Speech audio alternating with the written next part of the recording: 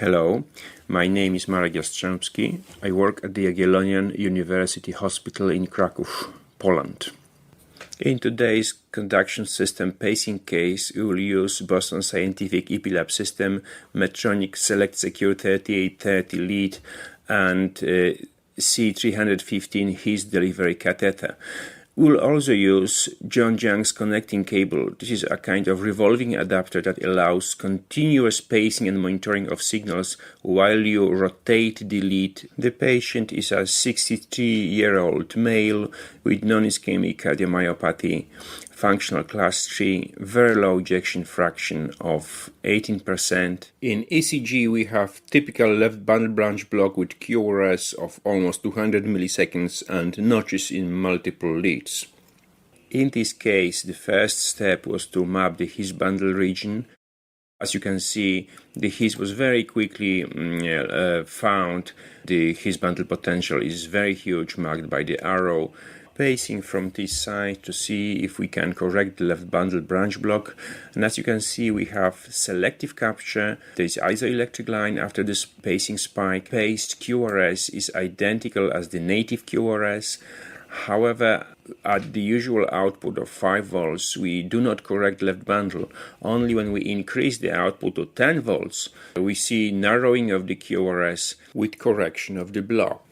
It is very important to measure precisely such paced QRS with left bundle branch block correction, as it will provide us a reference value for the V6 R-wave peak time, reference value of physiological conduction time to the lateral wall of the left ventricle, that we will be able later to use to diagnose if we have capture of the left bundle branch when we do transeptal pacing.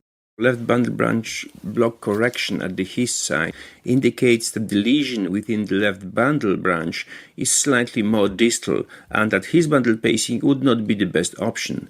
Therefore, we convert the strategy to left bundle branch area pacing.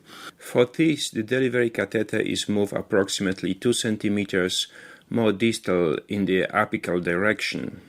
Now you can appreciate the usefulness of the revolving adapter.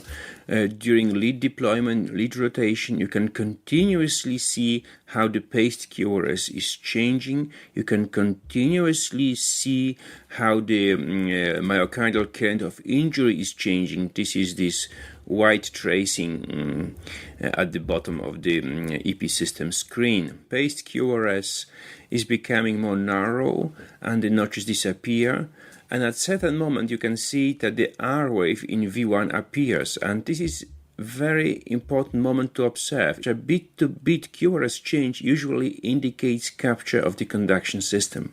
At this stage, it is time to measure, to assess the paced QRS to see if we have capture of the left conduction system. The first thing is to measure precisely at 200 millimeters per second sweep speed the V6 R-wave peak time. In this case, we have a value of 91 milliseconds. This is way over the value that we would see with conduction system capture in a patient with narrow QRS, where the cutoff point is usually around 75-80 milliseconds. So this would indicate just left septal pacing without capture. However, this is a patient with damaged conduction system and different reference values should be used. In a patient like that, the value of 91 milliseconds is actually rather indicative of conduction system capture. Moreover, it is 7 milliseconds shorter than the reference value that we have obtained with the corrective His bundle pacing, and this again rather indicates that we have capture of the conduction system. We also measure the interpeak interval between the V6 peak and the V1 peak, and the value of 39 is again rather indicative of conduction system capture. However, it's not 100% specific. The simple threshold test can provide answer if we have capture of the conduction system or not. When we go down with the pacing output, we see sudden bit-to-bit QRS change, as indicated here by the decrease in V1 R wave amplitude. Local myocardial current of injury of 20 millivolts provides us information that this is a safe position, far from the area where there is no more myocardium and the risk of perforation is high. In case we have no conduction system capture, such high myocardial current of injury allows us to add extra lead rotations to get deeper into the septum. In our lab, threshold test can provide diagnosis of conduction system capture only in 30% of the cases. Therefore, we rely more on program stimulation to obtain definite proof of conduction system capture. What you see here is double extra stimuli delivered during intrinsic rhythm. After a couple of sequences, you can see that the second extra stimulus is resulting in a much different QRS. This is so-called selective response, where the only conduction system is captured and the local myocardium is not captured. This is indicated by the prolongation and broadening of the R wave in V1, which is now much more typical for right bundle branch block morphology than it was before. We can also see deeper S waves in V5, V6, and we can see on the yellow tracing at the bottom of the screen a discrete local potential. This indicates that the local myocardium was not captured directly by the pacing stimulus. It was depolarized later when the depolarization wavefront from the left bundle reached the basal septum. You can find more data on how to use program stimulation and different pacing protocols to obtain selective and myocardial response in the published papers. At this stage of the procedure, when we have capture of the conduction system, correction of the left bundle branch block, yet the activation time of the lateral wall is not exactly physiological with V6 R wave peak time of 91 milliseconds, we have to make a decision. Should we add coronary venous lead for epicardial LV pacing, or should we be satisfied with the resynchronization effect that was obtained? In other words, should we use LOT CRT system, or should we use just left bundle branch pacing system?